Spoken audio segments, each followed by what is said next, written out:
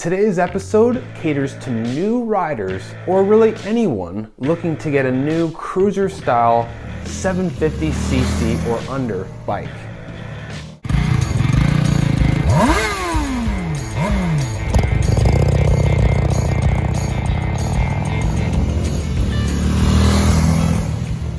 Welcome to Cruiser's Corner.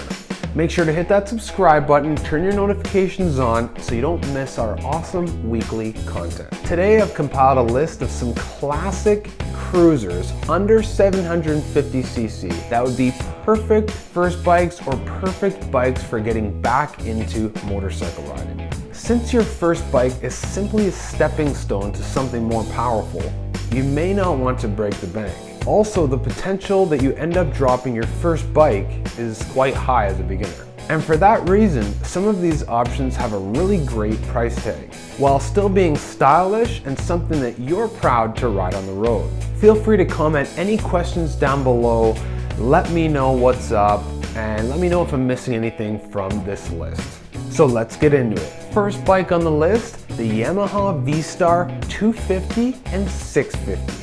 I'm putting these both in one category because the Yamaha V-Star 650 is very similar bike, just slightly bigger. The 250 is perfect for a smaller person, and the 650 is perfect for a bigger person. You just have to decide which way you want to go. Obviously the 650 weighs more, and the 250 a little less. The 250 might be small, but it has a 21 horsepower engine that's actually quite powerful for its size. The chrome details accent the engine and the side covers, allowing the 250 to have a real big bike feel to it. It's approachable without lacking. Not only is the 250 capable of commuting within city limits, it's also got a 78 miles per gallon fuel efficiency. So that's a great fuel efficiency. The bike has a 200-mile range between fill-ups. Makes the 250 actually suitable for touring. As long as you're prepared to part ways with this bike in a season or so, then if you can get this for a really good deal, I'd say it's definitely worth it. The 250 can be bought anywhere between $2 to $6 grand, powerful enough to quench your thirst to go for a real good ride. But also to not get you into too much trouble. The highway would be pushing the upper limits of this bike, but still doable.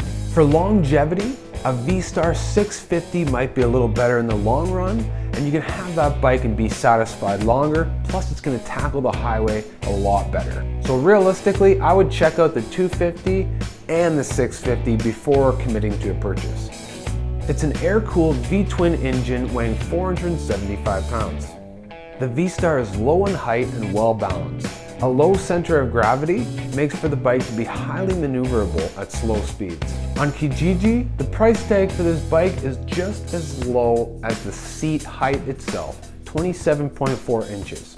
So go and check yourself out a Yamaha 250 or 650 V-Star if you like the look of it, and Yamaha, might be a great bike for you. Next on the list, we have the Harley Street 500. I know there are some die-hard Harley Davidson fans out there, so I had to include Harley Davidson's budget bike on the list. If you're dying to have a Harley and you just binged watched Sons of Anarchy, or you just watched Terminator 2 when Terminator flies over the bridge with the fat boy, and since that moment, all you wanted to do in the world was knock that baby into first gear and hear that iconic heart-pounding Harley sound. Well, to be honest, this bike lacks the attitude of a true Harley, of high displacement, big burly Harley. This bike's actually quite plain in comparison to other Harleys, with its cheaper parts, cheaper dash, and just cheap price tag all around. The Street 500 is fitted with a 494cc liquid-cooled V-twin Revolution X engine. Wow, that's a mouthful. The bike has more of an upright position when compared to most cruisers. The controls are simple and well laid out for a beginner. Dying to have a Harley and this is your first bike? The Harley Street 500 is exactly what you want. Through research, I unearthed that some people have an extreme amount of hate for this bike, and it has since been discontinued. However, they do have a 750 model, so if you're interested in that, you could go and check that out. If you found that this bike is lacking, you can always add a Screaming Eagle air filter or some really nice loud exhaust to really give the bike some attitude and maybe get a little more character out of this bike. Next is the main rival of the Street 500. It's the Honda Rebel 300 and 500. Before the Honda Rebel 300 and 500s, there was a Honda Rebel 250. The 2013-15 model Rebel 250s were an air-cooled, twin-cylinder, 2.6 gallon tank lowrider that was a perfect beginner bike. The bike itself weighs a little over 300 pounds, making this the ideal bike if it's your first motorcycle you're ever gonna sit on. When the bike's fully fueled, it weighs a little over 300 pounds, which really makes it stand out in the 250 cruiser class. In addition to being lightweight, the bike's also great for low-speed turning and maneuvering. The engine is bulletproof, as most Honda things are, so you can really count on dependability with this bike. And it's very fuel efficient. Yes, the bike may seem a little dated, but there are some very interesting adaptations of this style and custom bikes available for as little as $2,000. You can also customize the Rebel 250 yourself, and some of these modifications might be exactly what you're looking for. Available used, these bikes can turn heads. It's all win-win-win with the Rebel 250. But after the Rebel 250 came the very popular Rebel 300 and 500 fuel-injected 4-stroke digital dash with all the upgraded, beautiful design, the new Rebel 300 and 500s. If you want to spend a little more, or maybe you want to go new, maybe you can finance the bike. Roughly, these bikes are going to be upwards of $4,000 till they get a little bit older. But these are an amazing starter bike. The 300 especially is incredibly light and extremely easy to maneuver. Just for reference, I always think ABS is a good thing to have as a new rider or an experienced rider, because ABS could actually save your life if you apply the brakes too hard when you're stopping and you lock up those tires. ABS can help regain traction by doing what it does, intermittently applying the brakes. It has a computer that actually does this. That can help get traction and help you slow down quicker and could actually save your life. So ABS for a new rider is definitely a must-have in my opinion. The 300 does its job. In Honda's words, it's great for bopping around town. It has smooth controls, great indicators, feels comfortable, and I think is an excellent first bike for anyone, and I would highly recommend it. The Rebel 300 and 500, it's bobber-esque. If you like that sort of thing, you don't have to do anything to it and the bike just looks fabulous. If you're a small person and you're really nervous about getting into riding, the 300 is perfect, lightweight, and it's not going to be too intimidating as your first bike. The 300 is great at inspiring confidence and allowing you to feel 100% comfortable on your bike, which is a must. If you're seriously thinking about this bike, check out our Rebel 300 post 7K review. We'll put it down in the description. If you're torn between the 300 and 500, I would definitely recommend that you should go for the 500, only because it's slightly heavier. That almost doesn't make a difference once you're balancing. It has more longevity because it has a little bit more power and it might last you in the long run a little better. The Rebel 500 weighs 408 pounds and the 300 only weighs about 50 pounds less, so it's a negligible amount. The power produced by the 500 is something you won't outgrow right away. So I like to look on the long term, something you're going to be satisfied with, but it's not the aggressive power that's going to get you in big trouble right away.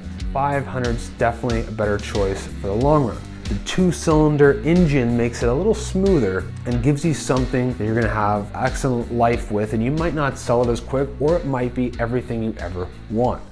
Next, we have the Suzuki Boulevard S40, also known as the Suzuki Savage. The Suzuki Savage is a great little bike, extremely beautiful design, looks like a classic chopper to me, and with that unique single-cylinder engine, it just looks so cool. Great looking bike, low to the ground, extremely forgiving, great starter bike. Don't let the 650cc fool you.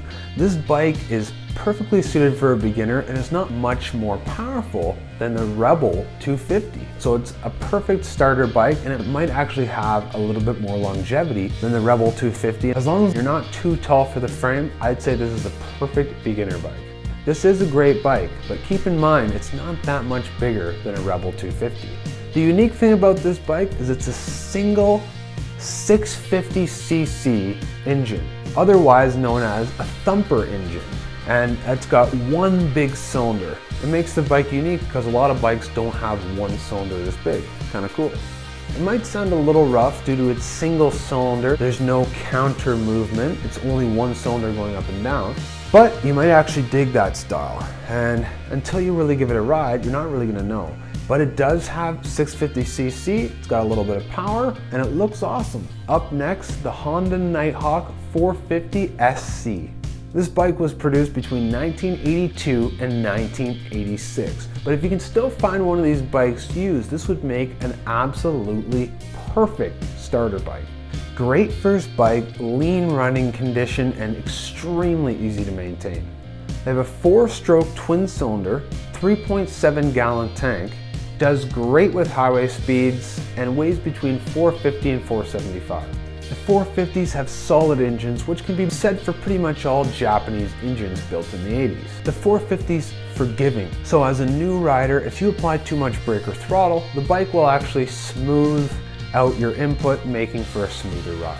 You can find the Nighthawk used for a great price. I've seen it as low as $600. Might need a little bit of work, but you got a great beginner bike for a great price right there.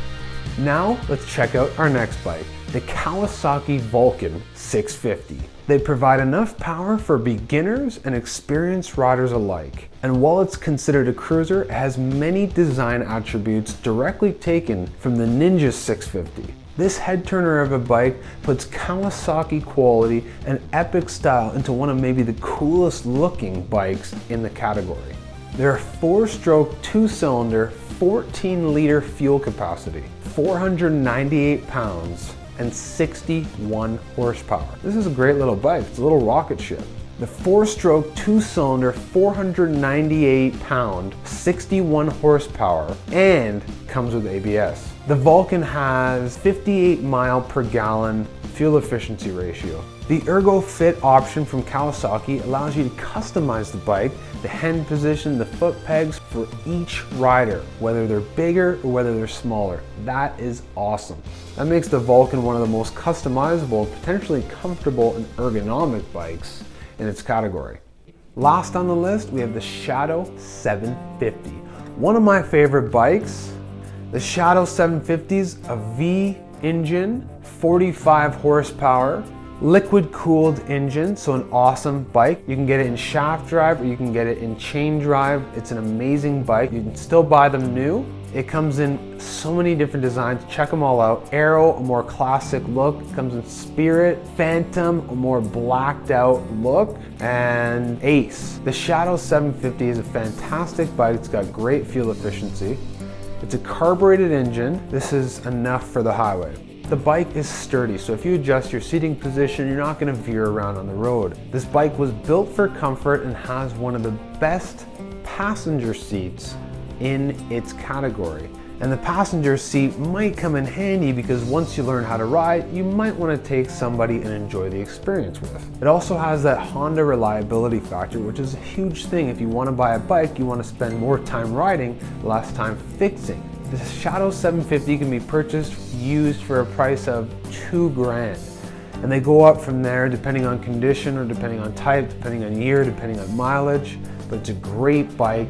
If you can buy it certified for a great price, then you're laughing. Check out one of the designs of the Shadow 750, and with some modifications, I'm sure there's something in there that you are just gonna love. If you are considering a cruiser, check out the Shadow 750 before you make a decision on another bike. Make sure to hit that subscribe button. We're gonna be back next week with another awesome video. Stay tuned.